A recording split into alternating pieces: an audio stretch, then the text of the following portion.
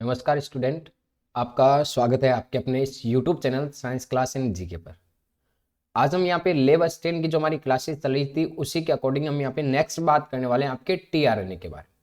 देखो, पिछले video lecture के अंदर हमने यहाँ पे टीआरएनए के बारे में पढ़ा कि कोशिका द्रव्य में उपस्थित एमिनो अम्लों के अणुओं को आरआरएनए तक लेकर जाता है तथा आरआरएनए पर लगे हुए एमआरएनए पर निश्चित स्थान पर जुड़कर एमिनो अम्लों को पॉलीपेप्टाइड बंधों के द्वारा जोड़कर क्या करता है, प्रोटीन का निर्माण करता है। ये हमने यहां तक क्लियर बात पढ़ ली थी। अब देखो, इसके आगे हमें यहाँ पे टीआरएनए के अंदर जो जो चीजें ध्यान में रखनी है उनको विशेष रूप से यहाँ पे साथ साथ में नोट करते जाना है। मैं सारी चीजें आपको यहाँ पे नोट करवा रहा हूँ। अब देखो, यहाँ पे फ्रांसिस क्रिक के अनुसार, फ्रांसिस क्रिक जो आपके वॉटसन क्रिक है वही आपके यहाँ पे क्रिक है, फ्रांसिस क्रिक। फ्रांसिस क्रिक के अनुसार, फ्रांसिस क्रिक के अनुसार एमिनो अम्लों में, एमिनो अम्लों में, एमिनो अम्लों में कोई संरचनात्मक विशिष्टता नहीं होती। कोई संरचनात्मक विशिष्टता, संरचनात्मक विशिष्टता नहीं होती। ऐसा क्यों है सर? एमिनो अम्लों के अंदर कोई संरचनात्मक विशिष्टता नहीं होती है क्योंकि एमिनो अम्ल है वो लगभग संरचना की दृष्टि से लगभग आपके सारे क्या होंगे, यहाँ पे सेम होंगे, जिससे यह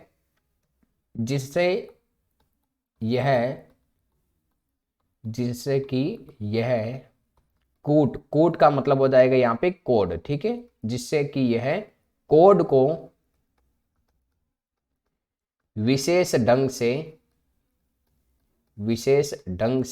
पढ़ सके, कोड को विशेष ढंग से पढ़ सके। तो ये बात आपको विशेष रूप से यहाँ पे ध्यान में रखनी है, ठीक है।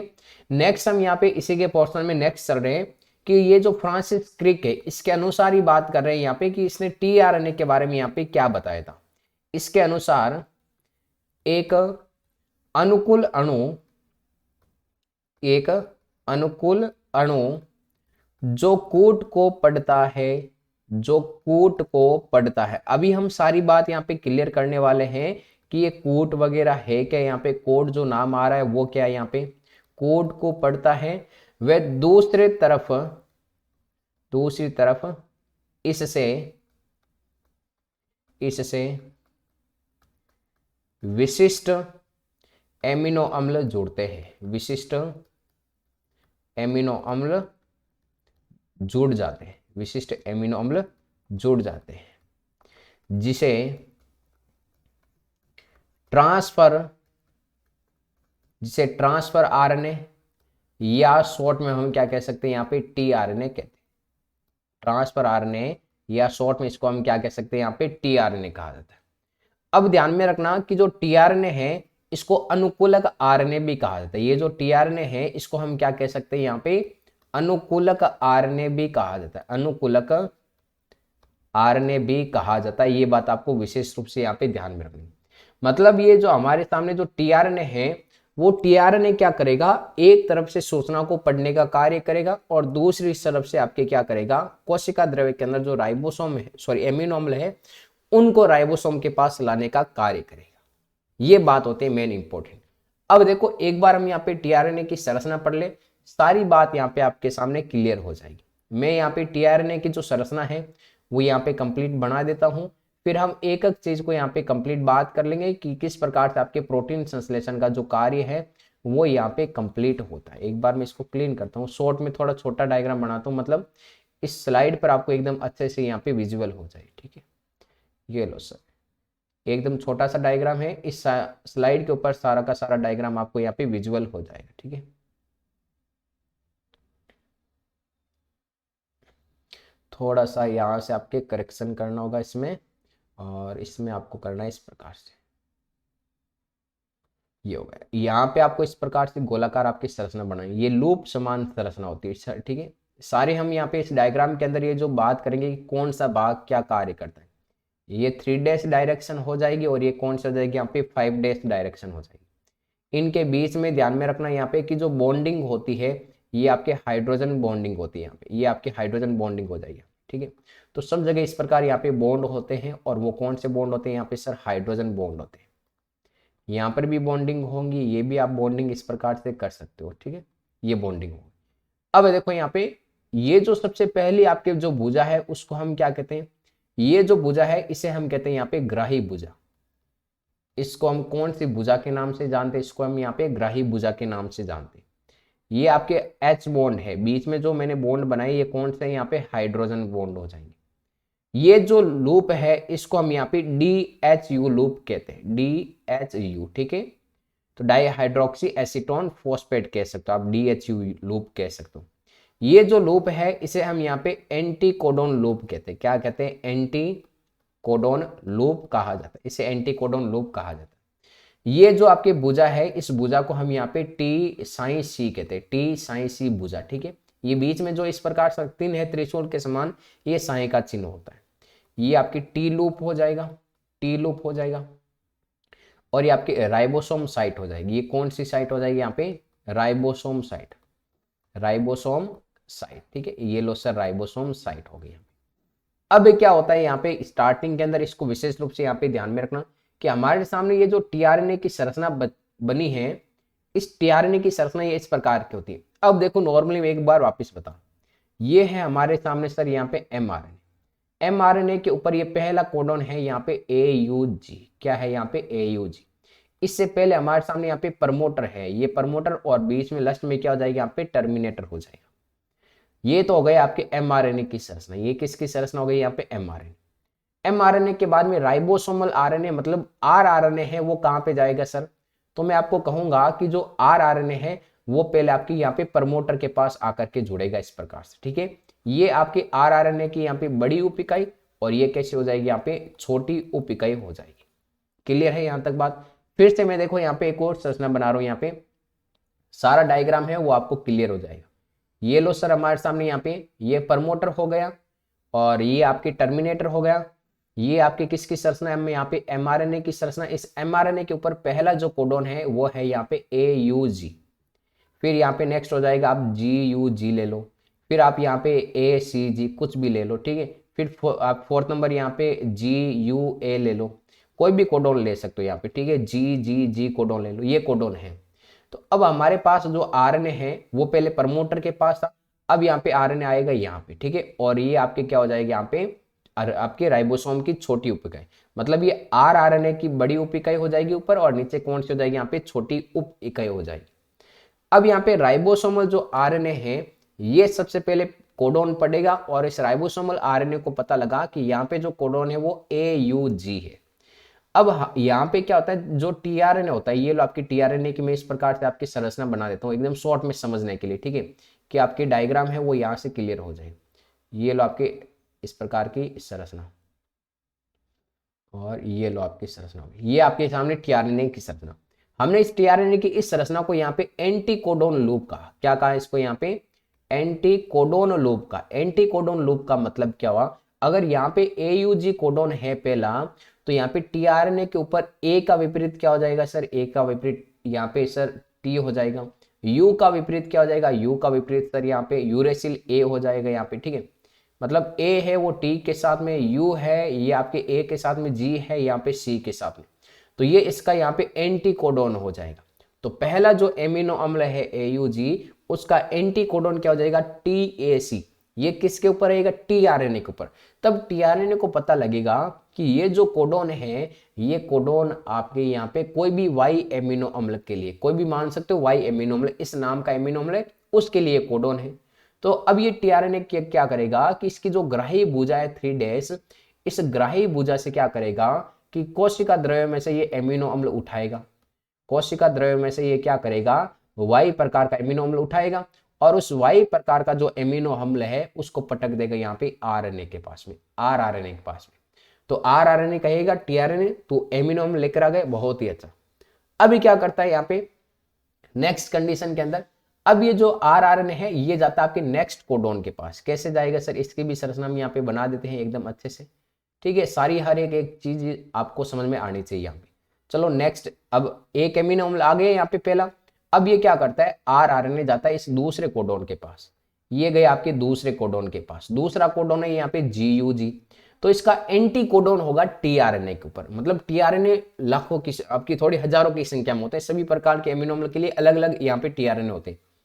G का विपरीत हो जाएगा सर यहाँ पे C, U का विपरीत हो जाएगा A और G का विपरीत C, तो ये इसका एंटी कोडोन हो गया। दूसरे का क्या हो गया एंटी कोडोन, CAC हो गया। यहाँ पे GUG था, इसका एंटी मतलब विपरीत कोडोन क्या होना चाहिए, CAC होना चाहिए, तो ये आपके विपरीत प्रकार का। अब ये यहाँ पे पता लगाएगा कि tRNA को यहाँ पे पता चल गया कि ये जो कोडोन है ये कोई भी आपके Z एमिनो अम्ल के लिए है, तो ये 3' डायरेक्शन है, ये कोशिका द्रव्य में से कोई भी Z एमिनो अम्ल लेकर आएगा और उसको पटक देगा यहाँ पे rRNA के पास में, ये आ गया rRNA। तो अब इन दो एमिनो अम्ल, ये भी एमिनो अम्ल है और ये भी एमिनो अम्ल है, इन दोनों एमिनो अम्लों के मध्य जो बॉन्ड बनाने का कार्य करेगा, जो आपकी बंध बनेगा, उस बंध को बनाने का कार्य राइबोसोमल आरएनए करेगा। तो ये जो राइबोसोमल आरएनए था यहाँ पे, तो एक तो सूचनाओं को पढ़ रहा है धीरे धीरे, और इन दो एमिनो अम्ल के मध्य क्या करता है, बॉन्डिंग बनाने का कार्य करता है। अब यहां से फिर से क्या होता है, नेक्स्ट आप बात समझो। अब ये जो आरएनए है यहां से चला और वो आरएनए आ गया इस तीसरे कोडोन के ऊपर इस प्रकार से। अब यहाँ पे ये ACG कोडोन और पड़ता है, इसके लिए अलग प्रकार का यहाँ पे tRNA आएगा, ठीक है। तो कौन सा tRNA आएगा, तो अलग प्रकार का tRNA, A का विपरीत हो जाएगा U, C का विपरीत हो जाएगा यहाँ पे G, और G का विपरीत यहाँ पे C, तो ये इसका क्या हो जाएगा एंटी कोडोन। तब tRNA को पता लगेगा कि ये जो अब की बार कोडोन है ये कोई भी A एमिनो अम्ल के लिए कोडोन है, तो कोशिका द्रव्य में से ये A एमिनो अम्ल पट के लाएगा और उसको यहाँ पे राइबोसोमल आरएनए के पास यहाँ पे डाल देगा। तो इस प्रकार इन दोनों के मध्य बॉन्डिंग का कार्य आपकी आरआरएनए करता है, ये आरआरएनए। तो इस प्रकार धीरे धीरे अनेक सारे एमिनो अम्ल आ जाएंगे और अनेक सारे एमिनो अम्ल के कारण यहाँ पे धीरे धीरे इन एमिनो अम्लों के मध्य बॉन्डिंग बनती जाएगी और एक प्रोटीन श्रृंखला का निर्माण हो जाएगा। क्योंकि हमें पता है, हम जानते हैं यहाँ पे कि जो प्रोटीन की जो एक इकाई होती है वो आपके एमिनो अम्ल होती है। क्या होती है यहाँ पे, एमिनो अम्ल। मतलब प्रोटीन का निर्माण होता किसके द्वारा है, अनेक सारे एमिनो अम्लों के कारण यहाँ पे प्रोटीन का निर्माण होता है। तो हमारे शरीर के अंदर टोटल एमिनो अम्ल आपके 20 प्रकार के होते हैं, आवश्यक एमिनो अम्ल 21 प्रकार के यहाँ पे आवश्यक एमिनो अम्ल होते हैं, ठीक है। तो उन सारे आवश्यक एमिनो अम्लों के लिए यहाँ पे अलग अलग प्रकार के क्या रहेंगे, कोडोन रहेंगे। तो ध्यान में रखना यहाँ पे ये जो कोडोन है ये हमेशा त्रिक के रूप में रहेंगे, मतलब 3 ही कोडोन रहेंगे, GA हो सकता है, ऐसा नहीं ये 4 के रूप में होंगे, 4 नहीं होंगे, त्रिक के रूप में एक कोडोन रहेगा। मतलब एक जो कोडोन है वो हमेशा त्रिक के रूप में रहेगा। तो स्टार्टिंग कोडोन यहाँ पे आपके प्रोटीन का संश्लेषण कहां से प्रारंभ होगा सर, इस AUG से प्रारंभ होगा, तो इसे हम कहेंगे यहाँ पे स्टार्टिंग कोडोन, या प्रोटीन आपके श्रृंखला का संश्लेषण करने के लिए जो स्टार्टिंग कोडोन माना जाएगा वो आपके AUG माना जाएगा। इस प्रकार राइबोसोम इधर इधर बढ़ता जाएगा और अंत में यहाँ पे टर्मिनेटर के पास पहुंच जाएगा। तो यहाँ पे जो आपके समापक कोडोन होते हैं उनके अंदर एक तो UAG होता है, एक UGA होता है, एक होता है UAA, ठीक है। तो ये आपके 3 जो कोडोन होते हैं, विशेष रूप से इनको ध्यान में रखना, एग्जाम के अंदर आपके पूछ सकते हैं यहाँ पे कि जो समापक या समापक जो कोडोन होते हैं वो कौन कौन से होते हैं। तो ये 3 कोडोन आपके समापक कोडोन होते हैं, इनको एकदम अच्छे तरीके से आप यहाँ पे याद कर लें। क्लियर है यहाँ तक तो चीजें। अब यहाँ पे चलते हैं, इस tRNA की जो हमने संरचना लिखी थी उसको हम थोड़ा यहाँ पे थ्योरी के रूप में लिख लेते हैं, ठीक है, जिसके कारण जो सारी चीजें हैं आपकी यहाँ पे क्लियर हो जाएगी। तो अब देखो यहाँ पे tRNA की संरचना पढ़ लेते हैं। यहाँ पे tRNA का जो ये इस प्रकार का मॉडल है ये आपकी क्लेवर लीफ मॉडल, ठीक है। ये प्रस्तुत किसने किया, यहाँ पे एक होली नाम का वैज्ञानिक है, उस होली नाम के वैज्ञानिक ने यहाँ पे clever leaf model, clever leaf model प्रस्तुत किया, ठीक है। मतलब एक पत्ती के समान इसकी संरचना होती है, जिसके लिए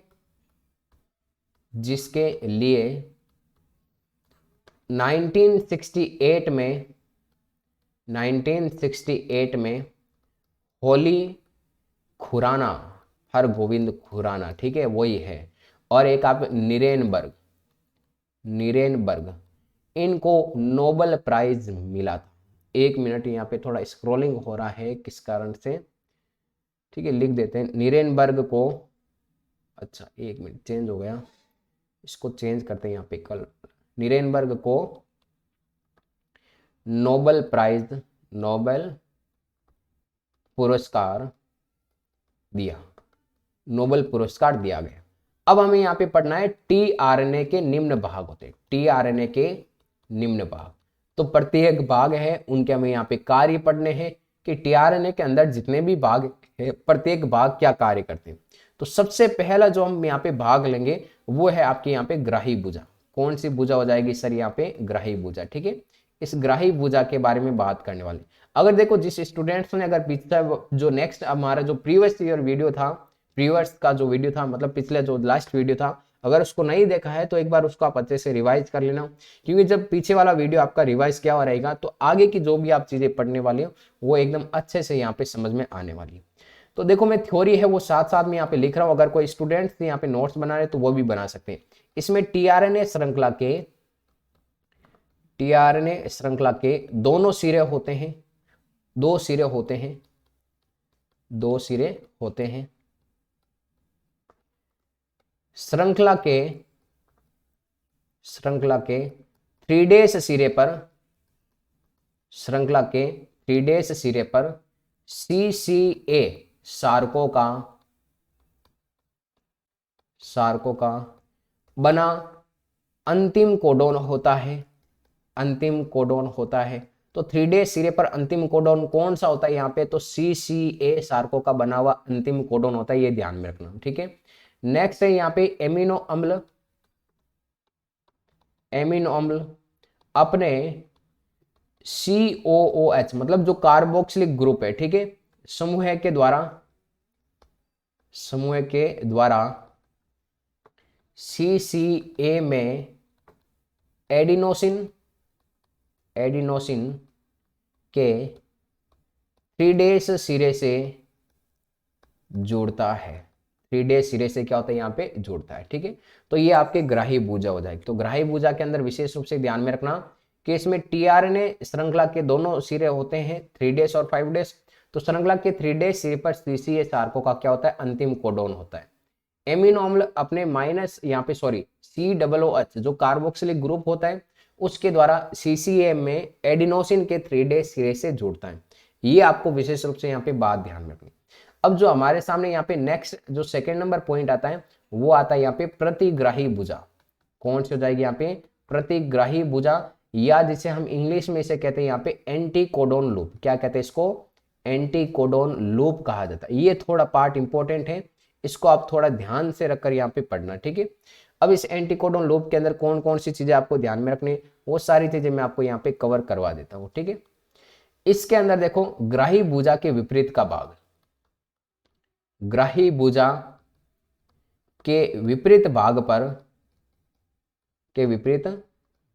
पर पाया जाने वाला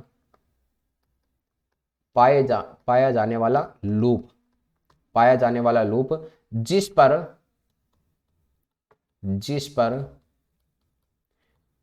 3 सार्कों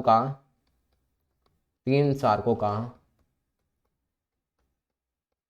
विशेष अनुक्रम पाया जाता है। विशेष अनुक्रम पाया जाता है मतलब 3 जो सारक होते हैं उसका विशेष अनुक्रम। जैसे कि मैं एक बार डायग्राम वापस आपको रिपीट करवा देता हूं।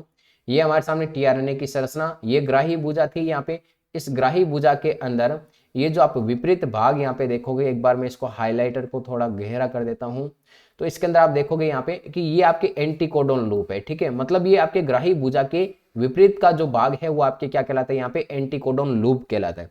तो इसके अंदर कुछ यहाँ पे कोडोन रहते हैं, हमने बार बार कोडोन बनाए थे अभी यहाँ पे राइबोसोम के अंदर, यहाँ पे UGC। तो इस प्रकार से अलग अलग क्या रहते हैं यहाँ पे कोडोन, मतलब प्रत्येक कोडोन के लिए अनेक सारे यहाँ पे टीआरएनए रहते हैं। तो ये आपके जो भुजा होती है, ये कौन सी भुजा कहलाती है? यहाँ पे आपके प्रतिग्राही भुजा या एंटी कोडोन लूप कहलाती है, जहाँ पे 3 सार्कों का एक विशेष अनुक्रम, विशेष अनुक्रम का मतलब विशेष एमिनो अम्ल के लिए विशेष यहाँ पे सारक युग्म पाए जाते हैं। अब नेक्स्ट जो हमारे सामने यहाँ पे भुजा है थर्ड नंबर, वो है यहाँ पे T-साई-C भुजा। बस नॉर्मली यहाँ पे ध्यान में रखना है इसको कि mRNA को राइबोसोम से जोड़ती, mRNA को राइबोसोम से जोड़ती है, mRNA को राइबोसोम से जोड़ती है। ये बात आपको इसमें ध्यान में रखनी T-साई-C भुजा के अंदर। फिर फोर्थ नंबर हो जाएगा यहाँ पे DHU भुजा। तो DHU भुजा पर ध्यान में रखना, इस पर एंजाइम के जुड़ने के लिए, एंजाइम के जुड़ने के लिए विशेष स्थल होते हैं। ठीक है, तो ये एंजाइम के लिए यहाँ पे विशेष स्थल होते हैं, वो यहाँ पे उपलब्धि करवाती है। मेन आपको प्रतिग्राही भुजा के बारे में ध्यान में रखना है और एक आपके ग्राही भुजा है उसके बारे में विशेष तौर से ध्यान में रखना है, जहां से आपके सारे क्वेश्चन लगभग यहाँ पे सोल्व हो जाएंगे। अब एक मैं आपको नोट लिखवा रहा हूँ, इसमें वो नोट आप विशेष रूप से ध्यान में रखना। क्या नोट है यहाँ पे कि भी 20 एमिनो सॉरी आवश्यक एमिनो अम्ल होते हैं वो आपके 20। ठीक है, 20 एमिनो अम्लों के लिए 20 एमिनो अम्लों के लिए लगभग 60 प्रकार के टीआरएनए पाए जाते हैं। 60 प्रकार के टीआरएनए पाए जाते हैं। तो ये बात भी आप साथ में जरूर ध्यान में रखना कि 20 एमिनो अम्ल जो आवश्यक होते हैं उनके लिए कितने प्रकार के टीआरएनए, मतलब 20 प्रकार के एमिनो अम्ल के लिए 60 प्रकार के टीआरएनए होते हैं हर एक कोशिका के अंदर। तो ये आप विशेष रूप से यहाँ पे बात ध्यान में रखना। तो एमआरएनए और टीआरएनए का पोर्शन हमने कंप्लीट कर लिया। नेक्स्ट वीडियो लेक्चर के अंदर हम यहाँ पे आरआरएनए जो राइबोसोमल आरएनए है उसको हम यहाँ पे कंप्लीट करेंगे। अगर वीडियो अच्छा लगा तो चैनल को सब्सक्राइब जरूर करें और वीडियो को लाइक जरूर करें।